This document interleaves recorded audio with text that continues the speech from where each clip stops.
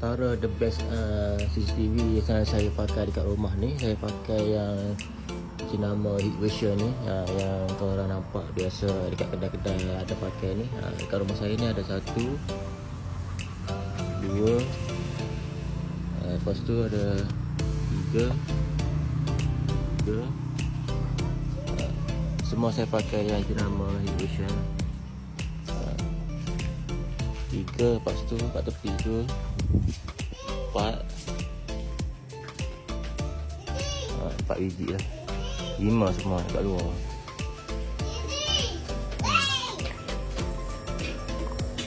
Lepas tu belakang tu. Yang bestnya CCTV ni dia boleh tengok online lah. Sambung dia punya DVR dia tu dengan Wi-Fi dengan LAN kabel. Lepas tu kita boleh tengok secara online lah. Kita boleh tengok secara live lah dia punya CCTV Hikvision ni. Yang ni kita biasa nampak dekat kedai-kedai yang selalu pakai lah. Tapi best lah, dia punya kualiti dia cantik. Ambil kamera dia yang 5 megapiksel ke atas lah. Yang saya punya ni pakai 5 megapiksel. Nanti saya tunjuk dekat dalam application dia tu macam mana. Yang ni dia punya dalam application Hikvision lah. Kita boleh tengok kamera kita secara live lah.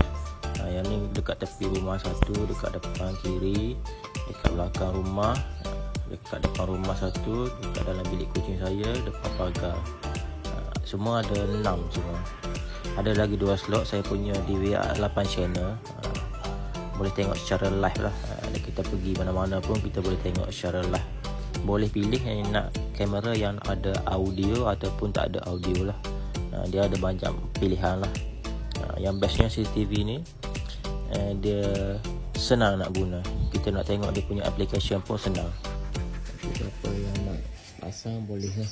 Pasang yang jenis macam ni, dia punya nak pasang tu tak adalah susah sangat. Senang je. Recommend yang ni lah. Mudah je. Tak tinggal pergi mana-mana pun kita boleh tengok lah. Kita boleh tengok secara live lah.